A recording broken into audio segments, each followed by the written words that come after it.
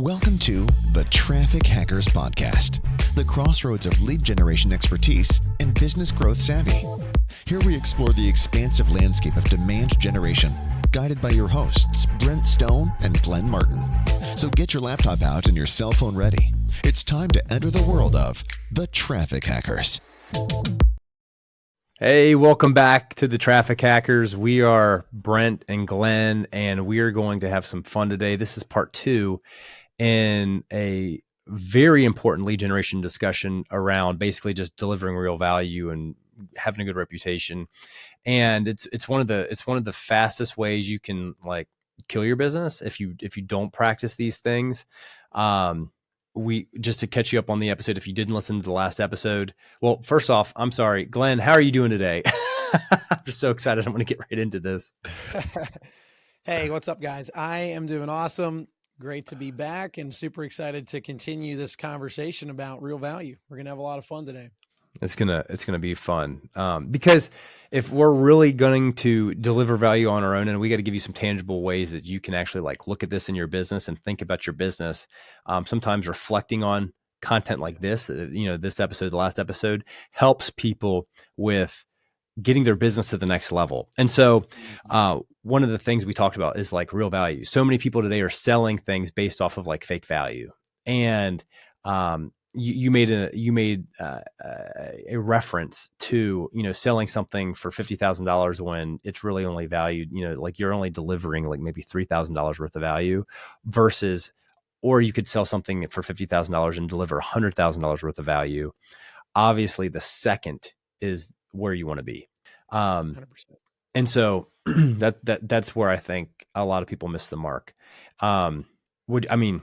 Obviously you agree. You made the example, 100%. but I mean, we have paid not quite $50,000, but we've paid for services just for ourselves that were thousands of dollars that I don't think were even hundreds of dollars worth of deliverability at the end of the day.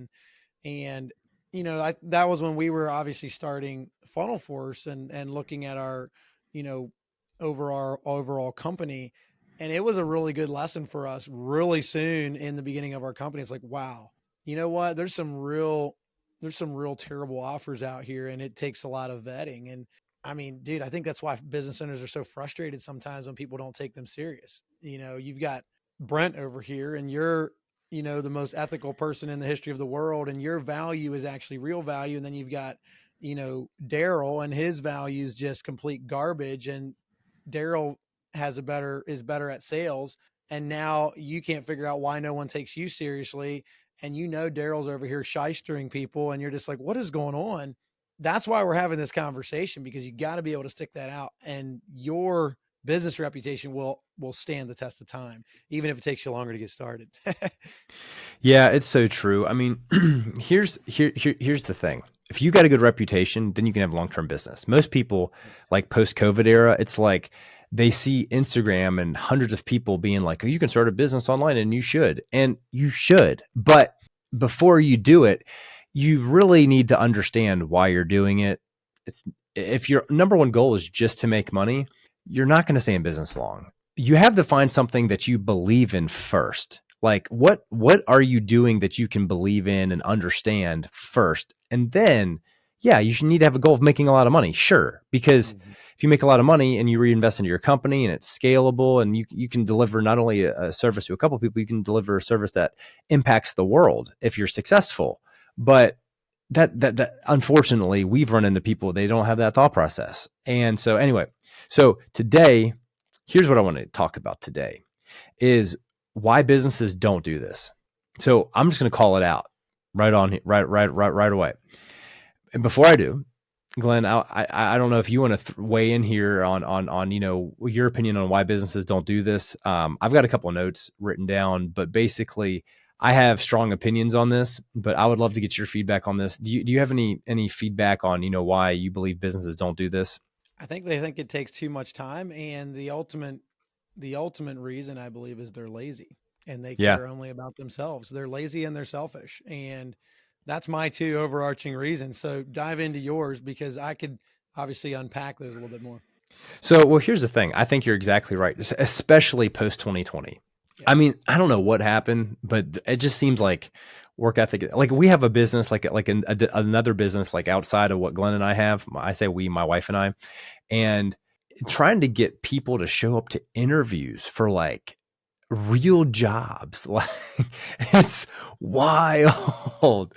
And especially for the positions that we're offering when we know we're paying $2, $3, $4, $5 more an hour more in most cases than what other people in the same industry in our geographical area are paying.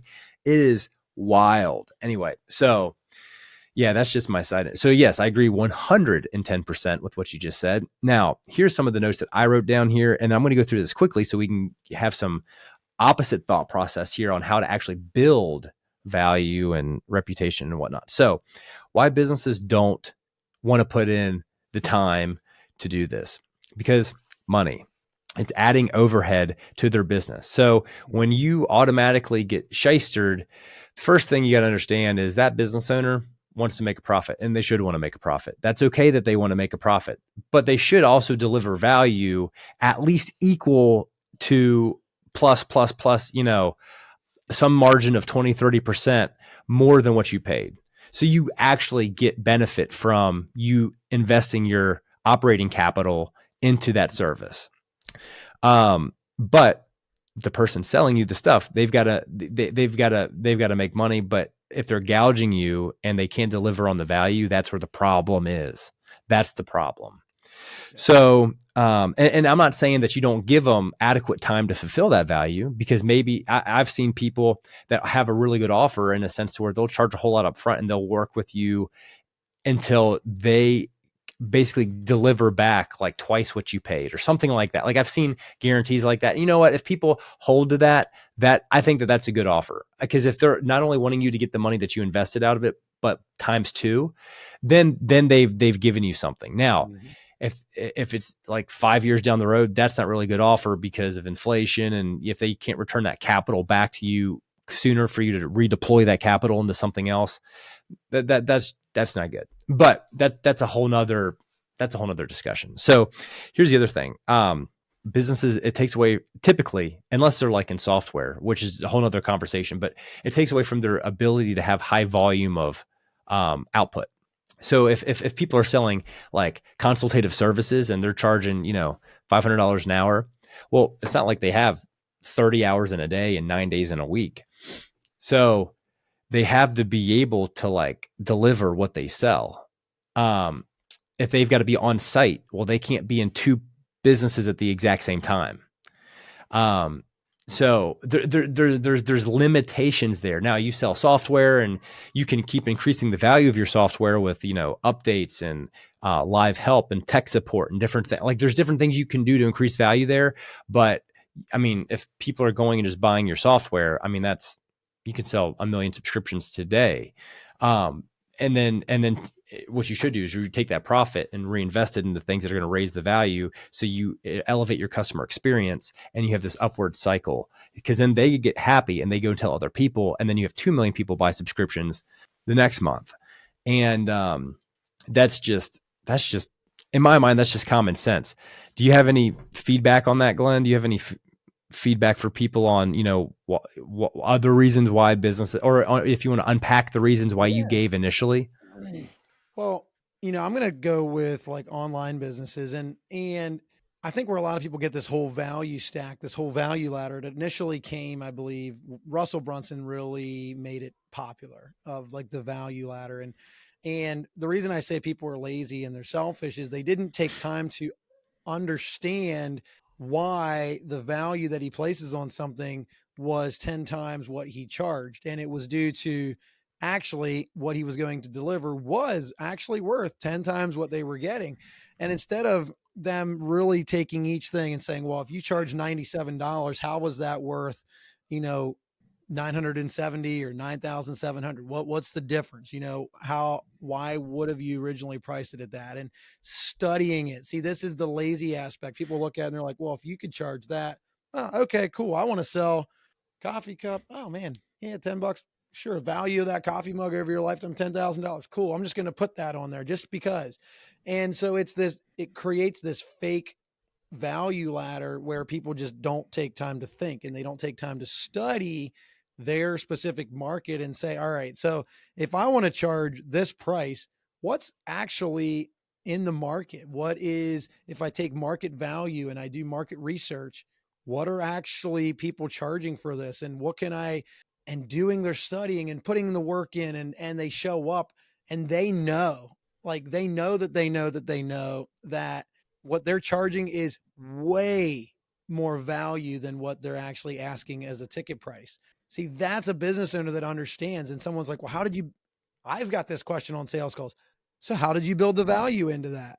It's a really good question to ask. Yeah, it is. I mean, that's a great And people question should ask for a that. lot. People should ask Yeah. that.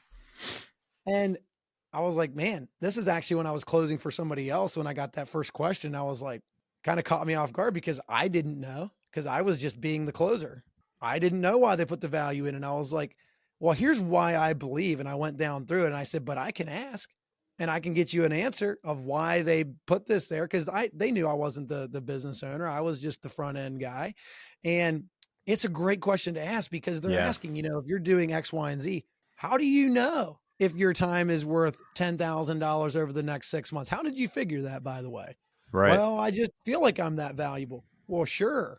But that's where these questions come in. And so the reason I mention this is I think that that's where people are a little bit lazy and a little bit selfish is they take something that is kind of all over the internet now based on someone's actual real life experiences and what they actually built in. And they're just like, well, if he can do it, I'll just do the same thing. Yeah. No, you got to study your specific industry and actually have good answers. And it goes back to what we said in the last episode. Put yourself in your prospect's shoes and ask yourself, if I am asking the question of where did I get this value? Do I have a great answer? Am I stumbling over myself saying, well, I mean, I'm important, that's why. No, where did you actually get this? And I know it's a little bit funny, but I think these are really, really big questions of why people don't do it and then why you should and how you can separate yourself so much from a lot of other people in that industry. So that's my thoughts. Yeah. Well, in closing, here's something else that it does too, which unfortunately a lot of the people in this online business space post 2020, they don't really think about this. What they're doing is that if they just falsely raise their value and they're selling a similar thing to people over here, what ends up happening is not everyone, but a lot of people start trying to keep up with the whole thing. It's a bad cycle. How do people fix it? And here's the thing that I'll say is if people want to reverse engineer how much they're charging, how much value they're actually delivering to a small business based off of like their testers that they've done, like if they've got a beta group, how much value have you been able to produce in your beta test for a potential client? And I think that would give people more of a realistic way on how they should price things. And then once they get to the point where they can sell that really, really well, then they start to realize, oh, well, this is selling all the time. I'm struggling to even just fulfill this. I need to price it higher so less people buy. So they just raise it a little bit just to basically slow down the volume.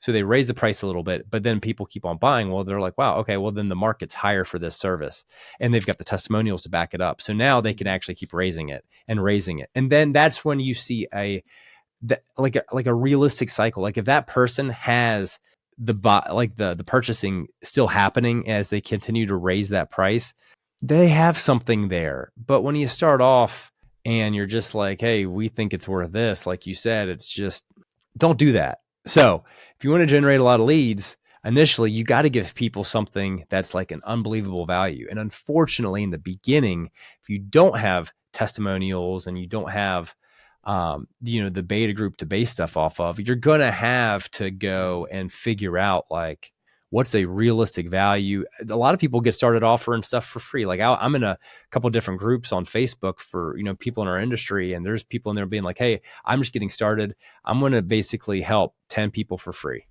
because I want your testimonials. Real upfront. Hey, I don't have any reportable experience. I've got experience, but I don't have anyone that's willing to give me their testimony yet. I would like to serve you for free. and deliver a testimonial in return for a testimonial from you. and there's people hitting them back. Yep, I'll do that. I'll do that. I'll do that. You know, and these people know they got to invest their time to use this guy's service, but at least that transaction's happening, and that's worth it to those people. I mean, you got to be at a certain place in business to just take anybody just off the street trying to get started, which it's a beautiful thing. Like if you're a new business owner, this is probably a whole nother episode, but if you're a new business owner and you're trying to come in and grow, using somebody like that is probably great. I don't know if any business that, you know, is up and running and like high capacity, if they're going to just give someone the chance. Hopefully they do, but that's something to consider. So the ecosystem, the entrepreneurial ecosystem is growing. If that makes sense, you know, you've got the people like in that scenario, they need other entrepreneurs that are also getting started that need those services. And so they can feed each other. And hopefully people can just get this ethical compass dialed into their brain. So it's not just like the compass is spinning around and I can just do whatever I want. And yeah, you can, or you'll go out of business, or you're going to have a terrible reputation and you're still going to go out of business. Anyway, so sorry about the rant, but we should probably wrap up this episode. Any closing thoughts? I mean, it just all comes back to, are you employee minded or are you business owner minded? Business owners always think long term. And so they're super excited to slow down and figure these things out. Employees think today. It's like, man, if I can just show up and work 8 hours today and I do this for 40 hours, I get this much of a paycheck. Sweet. I don't really care what happens. I got a paycheck. And I mean, that's a different topic too, but that's why I think even small business owners, when they're just starting out, they struggle because they're like, I cut my job. This has to work. And then they don't even intend. I think a lot of people have great intentions, but what happens is they needed the money so bad that they then couldn't even provide the service because they need more money right away. And it creates it's a bad cycle to be in. And you gotta understand what you're doing when you start a business. This is no longer a job. You might get paid a lot today, but you might not get paid again for like 60 days. Can you do that? You know, and I'm painting some pictures here, but a lot of business owners that have initially started out can definitely relate to that, where it can be amazing today and not amazing in the next 3 weeks if you don't understand what you're trying to accomplish. So that's it. Appreciate you guys for hanging out with us. Brent, I'll let you wrap it up. Sure. Well, thank you, Traffic Hacker community, for tuning in to us. Thank you for giving us your time. And we're excited about being able to go into new topics here in the next episode. But with that being said, we'll see y'all here very soon. Take care.